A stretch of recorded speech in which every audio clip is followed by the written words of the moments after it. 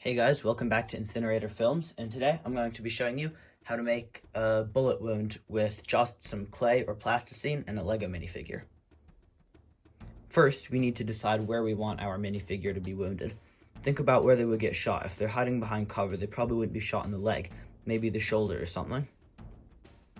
Now, to make the wound, start by taking a small amount of red clay, like this, and just pressing it onto the area where you want the wound to be, like this. Next, I'm going to take one of my other guns. You could use anything small like a toothpick or a pencil tip, and I'm going to press some little bits of texture into the edge to kind of smear the blood onto his arm. You can add more texture along the bottom the way the blood would be dripping. And then I'm going to take the barrel of the weapon and I'm going to just poke a little hole in the center of the wound, which will be like the bullet's entry point.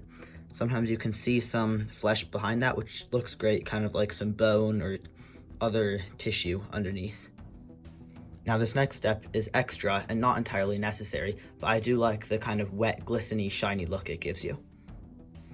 I'm going to take a dry erase marker. It's important it's dry erase unless you don't care about staining your minifigure forever. And I'm just going to kind of just dab it around the wound like this, maybe getting off some of the clay.